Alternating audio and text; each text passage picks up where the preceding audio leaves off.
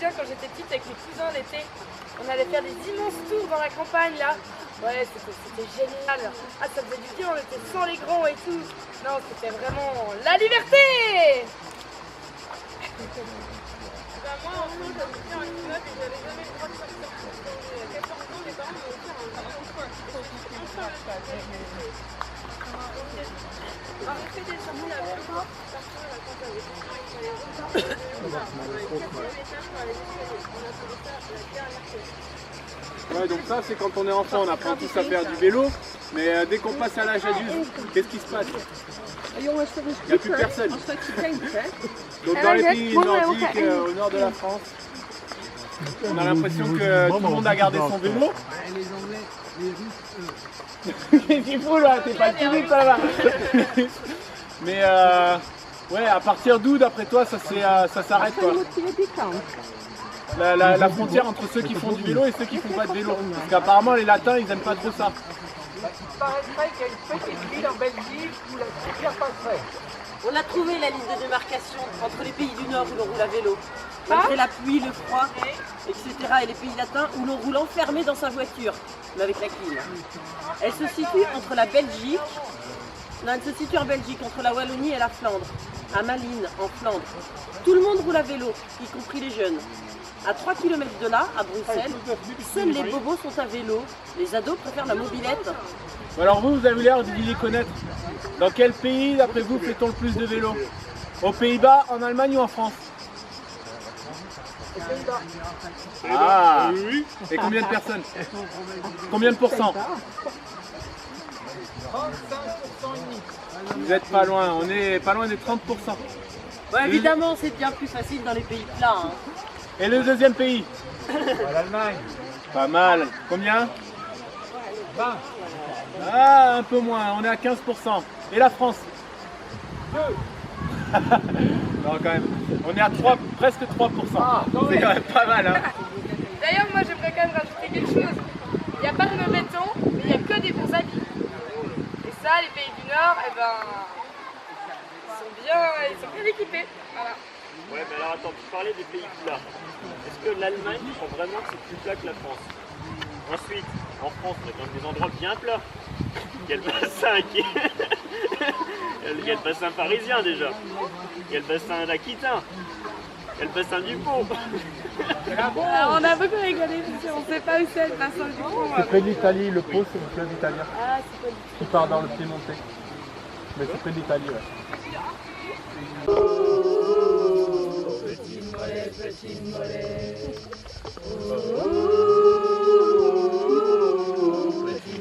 Petit mollet. Dans la côte, terrible côte, mon dérailleur a cassé. Il a terre comme un terre, mon dérailleur a cassé. Petit mollet, petit mollet.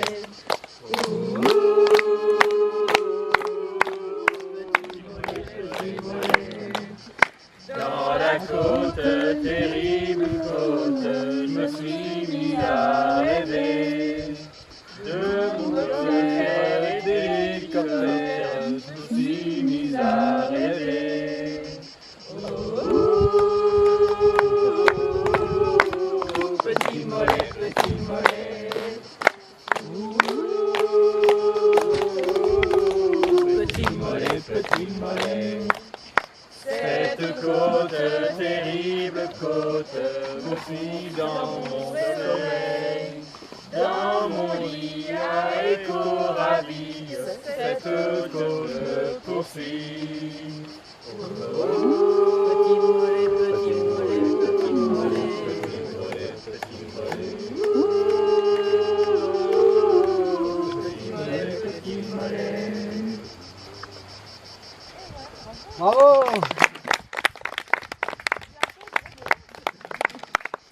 Moi quand j'étais petite et que ma maman m'apprenait à faire du vélo, j'avais peur parce que je tombais. Jusqu'au jour où j'ai compris qu'il fallait poser les pieds à terre avant de lâcher le vélo et là ça a été une révélation, j'ai plus jamais eu peur. C'est ma maman qui m'a appris à faire du vélo. Je m'en souviens encore en bas du immeuble. Elle me disait, vas-y, je te tiens. Vas-y, je te lâche. Sinon, je me souviens bien, quand j'ai appris à faire du vélo, c'était avec mon grand-père. Je suis passé du vélo avec les petites roulettes au vélo à 2 roues. Mon grand-père me poussait dans les allées. Non, le vélo c'est mon moyen de transport dans la vie de tous les jours. Mais quand je fais du vélo, vous savez à qui je pense. Et vous, ça s'est passé comment? Vous n'êtes pas timide, hein, vous. Vous pouvez nous raconter une histoire, non? Vous vous rappelez plus? Ouais.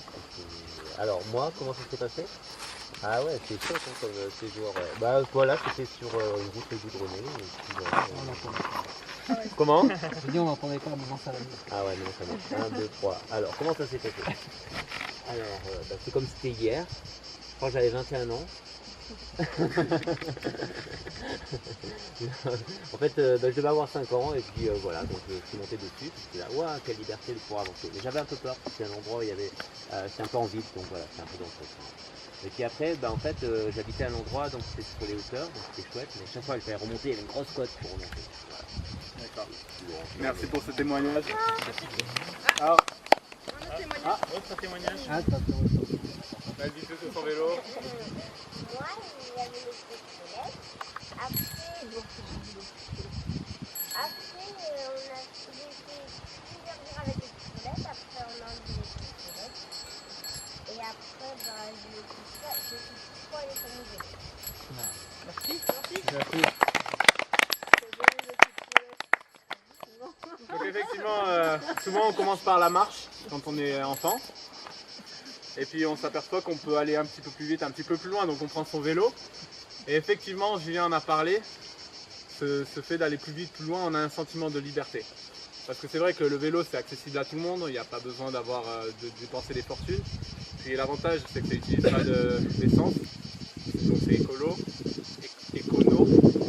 Et du coup, on peut aller très vite, très loin, et ça c'est le principal, c'est ce sentiment de liberté. Ben voilà, parlons-en. Justement, moi je me souviens quand j'étais gamine, avec mes cousins, on allait l'été, on faisait 6 mois tours dans la campagne. Ah, c'était tellement cool, on était juste nous sans les grands. Ah, c'était vraiment la liberté! Moi, quand j'étais petite, j'habitais dans un immeuble et j'avais jamais le droit de sortir. Jusqu'au jour, le jour de mes 14 ans, où mes parents m'ont acheté un vélo et là, ça a été la liberté. J'ai pu faire du vélo à la campagne, c'était génial. Il y avait un problème, c'était que j'habitais au 4e sans ascenseur. Et du coup, tous les soirs, il fallait remonter le vélo et là, on appelait ça la dernière côte. Qui d'entre vous ne sait pas faire du vélo? Levez la main. Donc ce que je comprends, tout le monde sait faire du vélo. Mais maintenant, autre question. Qui fait du vélo en ce moment? Quotidien. Quotidien. Pas quotidien, non, mais... Donc voilà, de ce que j'ai l'impression, c'est que tout le monde sait faire du vélo, mais presque personne fait du vélo. Alors, tu sais pas faire? Donc apparemment, il y aurait un petit problème entre les anglo-saxons et les latins, c'est-à-dire que les anglo-saxons apprennent petit et continuent à faire du vélo même plus tard. Par contre, les latins, ils apprennent à faire du vélo, mais après ils sont un peu... ouais, finalement, si je pouvais prendre la voiture pour aller faire mon petit trajet, mon petit kilomètre pour aller à la boulange ou aller à la poste. Alors d'après vous, petit quiz, où se trouve la ligne de démarcation? C'est le Rhin. Le Rhin? Bruno? Non? Vous avez une idée? Quelqu'un a une idée parmi vous? Attendez.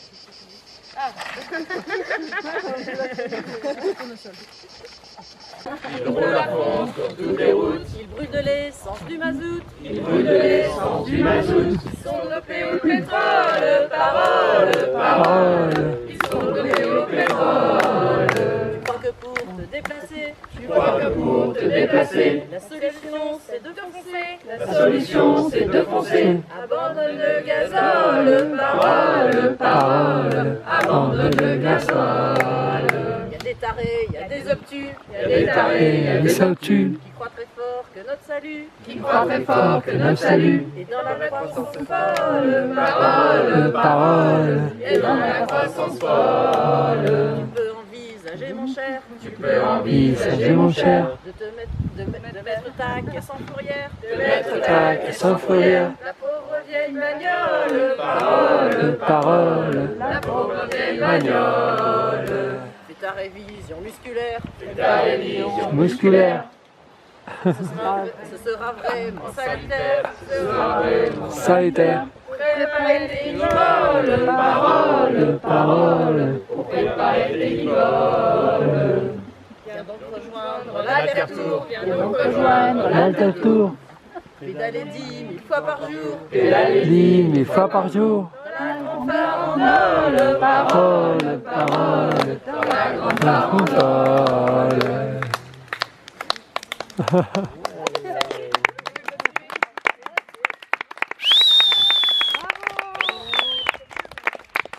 Une autre, une autre, une autre, une autre, une autre. Bravo!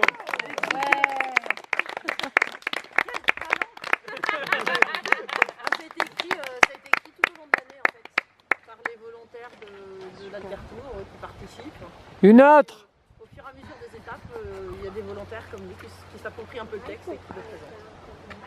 Donc c'était notre première là. C'était la générale, merci. Toute réflexion constructive et la bienvenue. La prochaine fois. Ça a commencé en effet en 2008. Voilà. Et petit à petit, l'association a continué à se développer avec comme souhait de pouvoir réellement accueillir tout le monde. Je crois que c'est un des changements. Au début, c'était, même s'il y avait un bus, c'était comme assez physique, on va dire. Hein, parce qu'il y a eu, voilà, il y a eu le premier alter-tour sur 4 semaines à 3000 km. Voilà. Maintenant on a mis Ouais, autour de 1000 voilà. en 6 semaines. Tout à l'heure, j'entendais dire qu'il y avait un salarié, c'est-à-dire que vous avez des subventions. Non, enfin, on a un salarié qui travaille à mi-temps. Les comptes sont équilibrés sans subvention. Alors, on peut avoir quelques subventions qui mettent un peu de bas dans le pétinard, comme on dit, et qui permettent certains investissements, mais l'association, c'est important, on aurait dû dire, est autogérée. Voilà. Donc là, il y a une plénière avec l'ensemble des adhérents de l'association qui est souveraine, et il y a un collège solidaire qui est là pour porter les responsabilités juridiques. Faut que je rappelle. C'est l'avocat. Ouais. Si pour la. Ouais. Ok. Là, faut que je rappelle pour qu'il soit. Voilà. Et voilà. Et on passe avec je perçois un très bon esprit d'ouverture et tout le monde est bienvenu pour participer. Je pense que c'est un bon exemple, cette conférence gesticulée. Il y a un groupe qui l'a commencé à la développer, puis chacun se l'approprie, la développe. Voilà. C'est vraiment l'esprit de. Alors, quand j'y étais, il y avait des petits moments merveilleux. C'était le matin où on était réveillés par une petite chanson. Musique, oui. C'était agréable. Bon, bah, les demain matin. Il n'y a pas de musique. Mais il n'y a pas longtemps, même il y a 2-3 jours, sur le grand groupe, il y a des enfants de 12 ans, d'une douzaine d'années, qui se sont dit bon, on veut réveiller le grand groupe. Et pendant 2 jours, ils ont travaillé un texte. Et puis le matin, donc avant 7h, ils ont sorti leur texte en rap. Bruno, Tu dis que t'es végétarien, t'es pas un martien, je t'ai déjà vu manger du chien. voilà, c'est une des phrases. C'est vrai que c'est très sympa parce que ça fait partie le réveil fait partie des tâches, des tâches, des corvées, des choses qu'on prend en charge au sein du groupe. Chacun peut faire la vaisselle, le réveil, donc le réveil le matin. Quand on est dans sa tente et qu'on travaille avec un petit texte, avec une chanson. Un clairon ou des farces où on a l'impression qu'il y a plein de poules partout. Il y a des choses très drôles aussi. Selon les personnalités de chacun, ça c'est sympa. Et ça, les tâches, en fait, on a un grand tableau où il y a les tâches qui sont marquées. Et chaque jour, on se retrouve, on appelle ça le briefing. On se retrouve tous ensemble et en fait, on doit s'inscrire sur une des tâches de la journée. Donc il y a aussi tout ce qui est conduire le minibus et le camion. Parce que là, nous, on a l'échappée belle, donc on a un petit groupe qui s'est échappé du grand groupe. Et puis sur le grand groupe, il y a environ 60-70 personnes avec une logistique camion. Donc on peut avoir toutes ces affaires qui sont portées. Et puis on est autonome avec nos toilettes sèches, nos douches. On a des cabines de douche et on a des bassines. et tout ce qui est aussi le matériel pour faire à manger. Donc on a un garde-manger aussi dans le camion. Donc voilà, il faut un pilote, il faut un copilote, le minibus aussi. Les enfants peuvent faire la saison minibus quand ils sont fatigués, si c'est l'après-midi, faire à manger. Rien que animer la séance, animer le briefing, c'est aussi une des tâches. Il y a le gardien du temps, veiller que l'équipe soit à l'heure. Qu'est-ce qu'il y a encore comme tâche? Il y a le réparateur de vélo, celui qui distribue les vélos aussi, parce qu'il faut savoir que ce grand groupe, il y a la possibilité de venir sans son vélo, parce que là, le Pertour, on a une vingtaine, donc il faut les distribuer, vérifier que chaque personne ait son vélo, voilà. Des tâches. Cuisine, vaisselle, faire les courses, Dans la vie quotidienne. faire à manger. Voilà, après, 70, c'est normal. il y a des tâches sur le plus long terme. Interjournaliste. Interjournaliste, voilà, on essaie de faire un petit article chaque jour sur comment on a vécu la journée, les gens qui nous ont accueillis. Là, on n'a pas d'ordinateur, mais on va le faire, c'est distribué, on va le faire en rentrant. Voilà. Après, il y a par exemple la comptabilité, c'est une ou deux personnes qui s'en chargent pendant 5-6 jours, et puis après, il y a une des deux personnes part, donc c'est une autre qui arrive qui va être formée avec la personne qui reste, et ainsi de suite, elle va redonner, pareil pour tout ce qui est stock de nourriture. Il faut savoir que c'est quelque chose qui est volontaire, hein, on ne force personne à faire quoi que ce soit. Mais c'est bien qu'il y ait au moins quelqu'un qui fasse la tâche. C'est-à-dire qu'il y en a un qui n'a jamais fait la vaisselle. Ouais, ceux qui ont la gastro. C'est du vécu.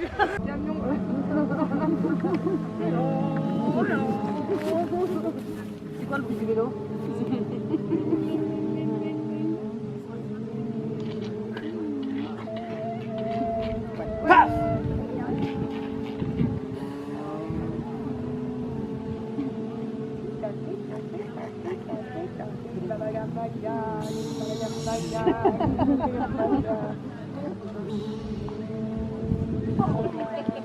Le col dans 8 km.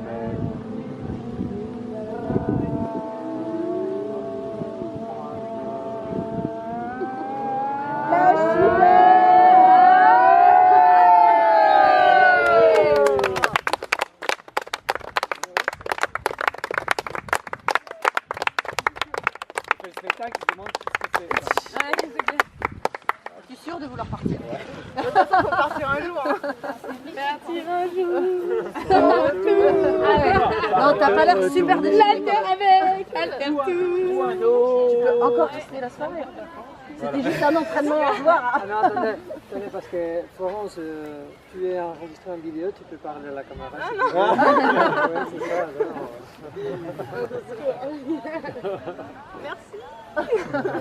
Merci, je reste.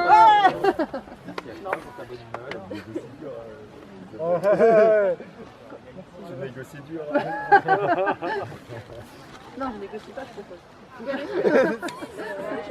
Ça viendra. Tout à fait, ouais. Te plante pas dans les dates. Bon, bah à l'année prochaine. Ouais, l'année prochaine, c'est sûr. C'était bienvenue à Genève, c'était une envie, besoin d'un logement. Envie, besoin d'un logement, tout sans abri, le droit de venir, logé nourri. Puis sachant qu'en année top, je ne suis plus à Genève, mais avec nous, il y a toujours ma mère, mon frère. Moi, j'habite à Madrid, dans une prédile. Si vous visitez la compagnie. Ah ouais, maintenant il y a des ponts partout, ça change. Non, mais vraiment, n'hésitez pas, même si c'est dans une année, 2 ans qu'on a pas été Donc on se fait une échappée Oh là belle. là, mais comment c'est fermé le cercle de l'échappée belle. On se dit au revoir. Pas où aller, c'est pour les filles, ça. Ah, bien, ouais. Bon, on vous laisse. Ouais, on s'en va. C'est une chose intéressante à faire.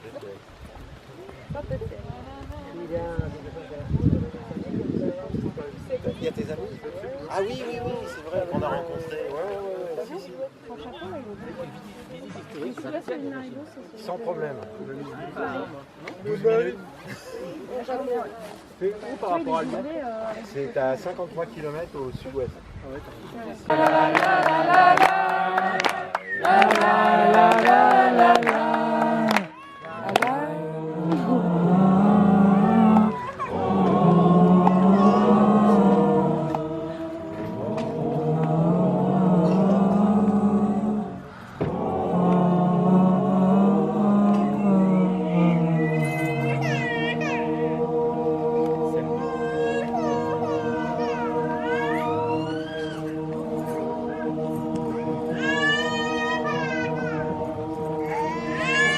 chanson qui parle de petits oiseaux. Bon, petits oiseaux, la liberté qui est dans son cage.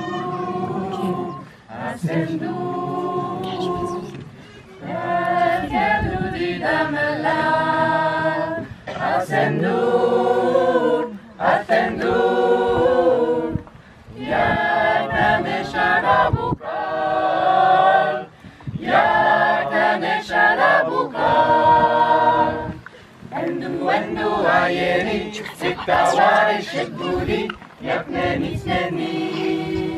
Endu ayeri, sitawari shibudi, yakne nisneni.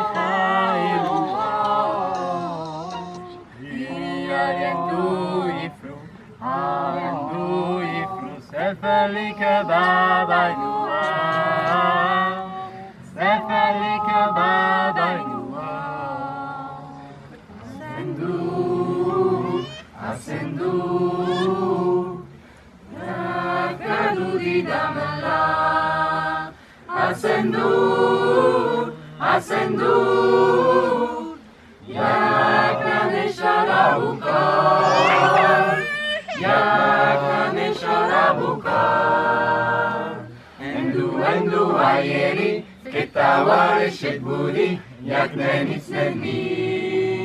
Endu ayeri, ketawari shibudi, yakne nisneni.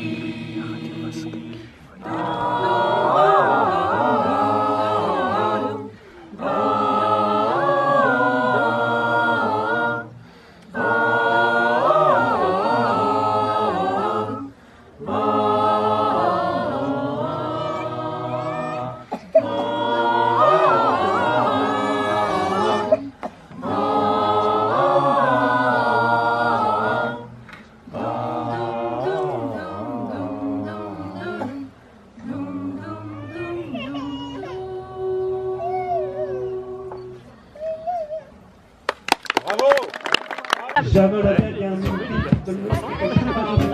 pour me débarbouiller, pisser dans la baignoire. Lorsque je fus insulté de gros dégueulasse, nage dans la glace. J'en ai assez de la